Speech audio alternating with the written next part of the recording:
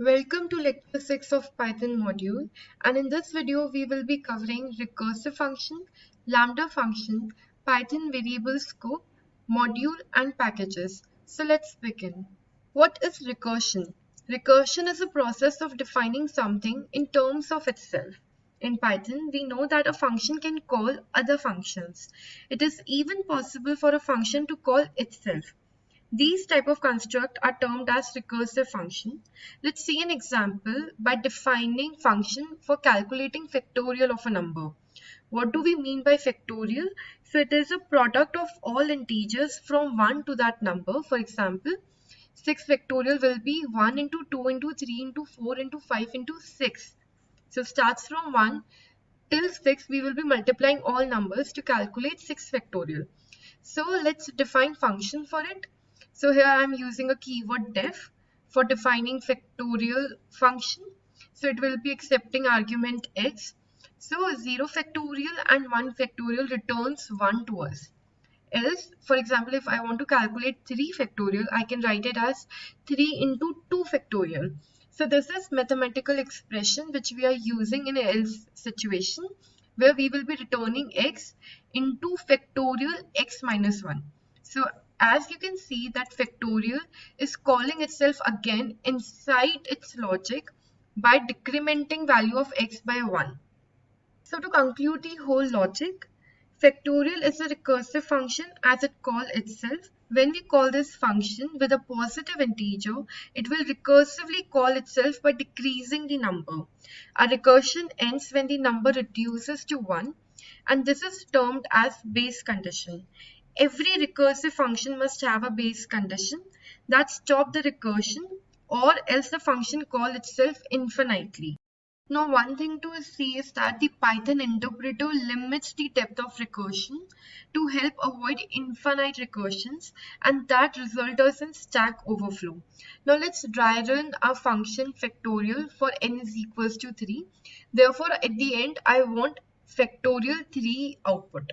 So, when I'm calling for factorial 3, it gets inside function factorial. So my if condition is not satisfied, therefore it will go in else block. N is equals to 3. So it will return me 3 into factorial 2. Factorial 2 again calls the function factorial. Since if condition is not satisfied, it will bring me to the else block, and that will return me 2 into factorial 1. Now factorial 1 again call the function. Now if condition is satisfied as n is equals to 1, it returns me 1. So this code factorial 1 will return me 1. Now this will return me 2 into 1. So factorial 2 will give me 2 into 1, and this function will return me 3 into 2 into 1. Therefore 6 is returned finally in factorial 3. So to summarize it all, when I'm calling factorial 3, it is returning me 3 into factorial 2. Factorial 2 again calls the function and it returns 2 into factorial 1. Now factorial 1 returns us 1.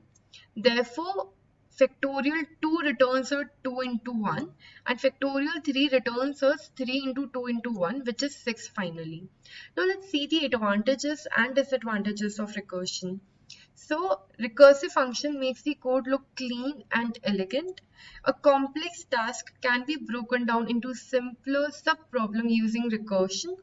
Sequence generation is easier with recursion than using some nested iteration. So if you want to go with sequence generation, use recursion as it makes code clean, elegant, and broke complex problem into simpler problem. But what are disadvantages? Sometimes the logic behind recursion is hard to follow. Recursive calls are expensive as they take up a lot of memory and time. Stack is used in recursion. And recursive functions are hard to debug, reason being they are hard to follow. Now let's see Python lambda or anonymous function. A lambda function is a special type of function without a function name. So here we use lambda keyword instead of def to create a lambda function. And what is the syntax? We have lambda keyword, then we pass arguments, expression.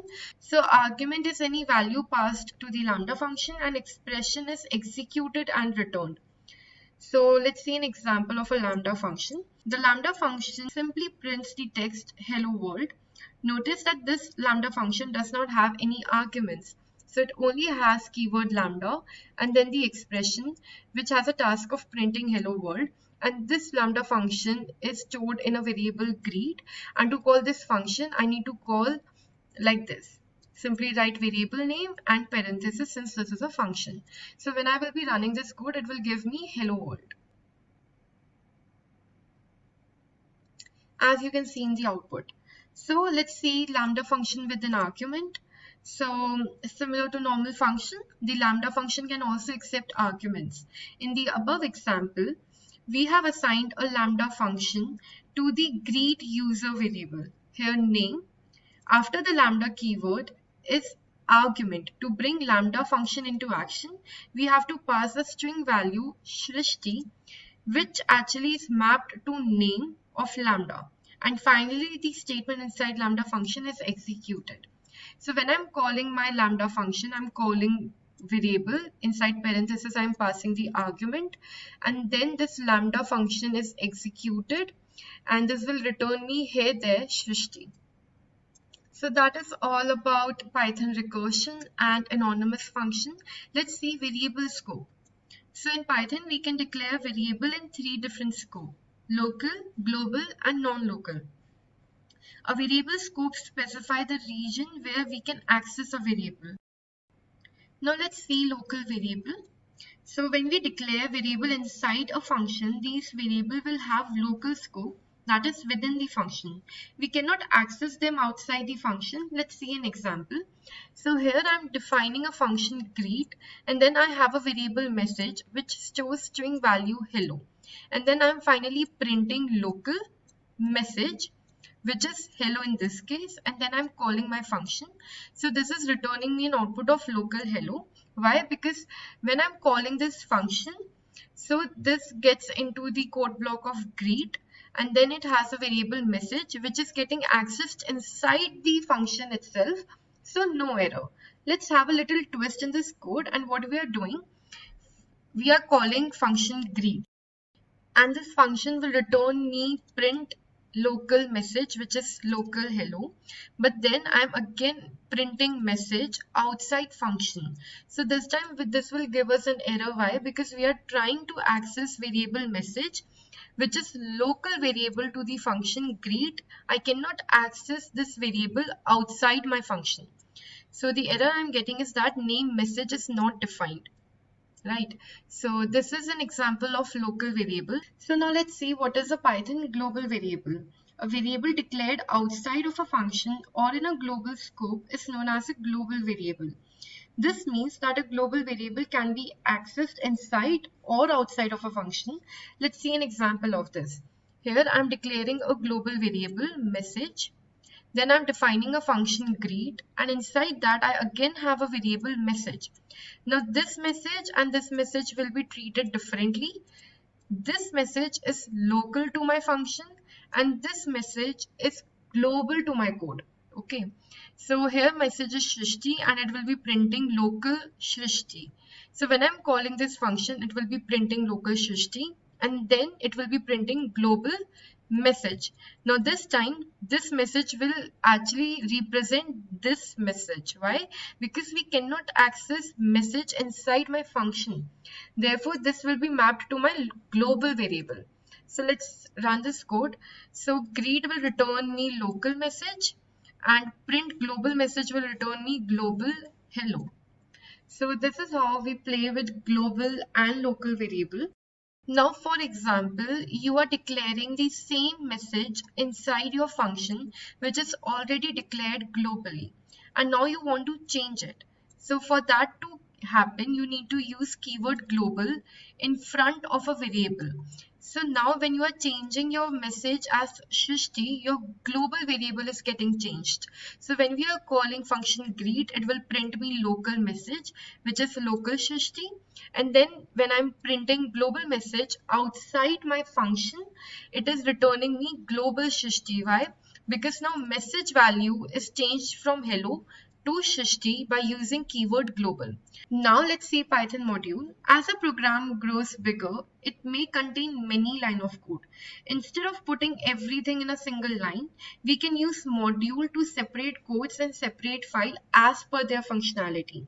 This makes our code organized and easier to maintain. So module is a file that contains code to perform a specific task. So Python standard library contains well over 200 modules. We can import a module according to our needs. So let's see an example. So to import module, we use a keyword import. So here I'm importing module math, and then I can use variable function definitions defined inside this module. So I can use math, that is module name, dot pi. So pi is a variable defined inside math module. So when I'm printing this, it's giving me no error. Why? Because pi is coming into the action after importing math module, and this is how we are accessing it. So you can also rename your module. So for example, we have big module name. So instead of writing it again and again, you can rewrite your module name as short by saying import math, but change math name as M. So this is how you will be renaming your module name. So now when I'm printing m.pi, it is again giving me the pi value, which is 3.14. Now you can also import only pi from math module. So instead of importing whole module math, you can import only one variable or function from your math module. So you will be writing from math, I want to import pi, that is pi, and then let's print pi. So it is again giving me 3.14. Or you can also import everything at once from your math module. So that is from math, import everything. So here hashtag means everything. So whatever variables, functions are declared inside math module, import everything at once. So one thing to notice is what is the difference between import math and from math import hashtag. So import math, we are only importing module, and if we want to access variable or functions from it, we need to access it by writing module name dot pi. But when you are importing every variable and function individually by writing from math import everything, you can access them individually by only writing their names of variable or function. So when I was importing pi, I can simply access it like this. But when I'm only importing math, I need to access it by writing module name dot function name or variable name. So that is one thing to notice. Now let's see an example of a user-defined module in our PyCharm. So I will be creating new Python file as calculator. So this will act as a module where I will be defining 4 functions: add, sub, mul, and divide. So these functions will return me some values. For example, add function will return me a plus b. Sub function will return me a minus b. Similarly, I will be defining multiply function, which accepts 2 arguments a and b and returns me a multiply b. So the last function which I will be defining is divide function, which will accept 2 arguments a and b and returns me a divided b. So this will return me a float value, not floor value. Now I'm importing my calculator module inside my main Python file, and now I am eligible to use all the functions which I defined inside calculator file. So here I'm creating variable addition and storing add function value to it.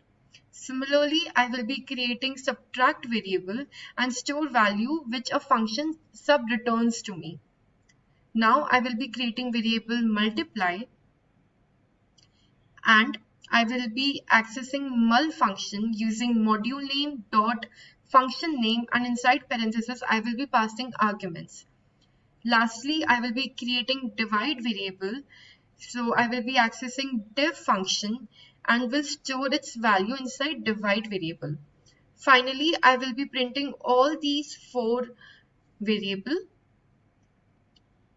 and you can see at the end in our output that you will be getting answers of all your functions add, sub, mul and divide inside your main Python file. Although we define these functions inside calculator file, but we were able to use it. Why? Because we import it using import keyword. So now let's run this main file. So as you can see that 3 plus 2 is 5, 3 minus 2 is 1, 3 into 2 is 6 and 3 divided by 2 is 1.5, which is a float value because we used only division sign, not a float division sign. So that's all as a user defined module. Now let's see what is a Python package. A package is a container that contains various functions to perform specific tasks. While writing on big projects, we have to deal with a large amount of code, and writing everything together in the same file will make our code look messy. Instead, we can separate our code into multiple files by keeping the related code together in packages. Now we can use the package whenever we need in our project, and this way we can actually reuse our code. So let's see an example. We are suppose developing a game. So one possible organization of packages and modules can be. So here are some Python files which I have created. So according to its functionality, I will be collectively putting them inside one package. So there are three packages: sound, image and level. So inside level package, I have stored start, load and over Python file. And how can I know that level is my package? Because it has init Python file. So underscore underscore init underscore underscore Python file actually indicates that this is a package. Similarly, I have a package image which consists of open, change and close Python file. Sound package will have load, play and pause Python file. Now all these three packages I will be storing inside another package as game. How I know that game is also a package? Because it also has init Python file inside it. So this is how we use package. So this way we are organizing our code, we can reuse our code and understanding becomes easy. So like for example, if I want to access start Python file or any function or variable declared inside start Python, I will be importing game, then level, then start, and then I can say that game.level.start.variable name or function name, whatever you want to access. So this is how we will be importing them using this dot sign to move over the hierarchy. That's all in this video. Let's revise. So recursion is a process of defining something in terms of itself. We saw an example factorial where we saw that base condition is also mentioned. So every recursive function needs base condition to terminate. Otherwise, it will call itself infinitely, which will result in stack overflow. We saw the dry run of factorial function. We saw advantages. So recursive function make code look clean and elegant. It brings complex tasks into subproblem, and sequence generation is easier when we talk about recursion. But what are the disadvantages? That recursion is hard to follow and hard to debug, and it uses stack, therefore it takes up a lot of memory and time. We saw lambda functions. So these are the functions without name. So they are stored inside variable, and this is how we call them: variable name and then parenthesis. And lambda has arguments, colon, expression. So we saw some examples of lambda function. Then we saw variable scope. We have local, global and non-local. So local variable is only accessible inside function. Global variable can be accessed in and out function. And if you want to access, read and write global variable inside function, you need to use keyword global. So we saw Python module. So to import module, we use import keyword. And then if you are only importing module, you need to access its variable and function by writing module name.py. But if you are importing everything or some specific things individually, you can directly access them using their name. Hashtag here signify that you are importing all the things in your math module. In the end, we saw Python package. So for example, we are developing a game. So we can create different packages storing similar kind of Python modules together. So how I move over the hierarchy by using dots. So that's all in this video. Thank you so much.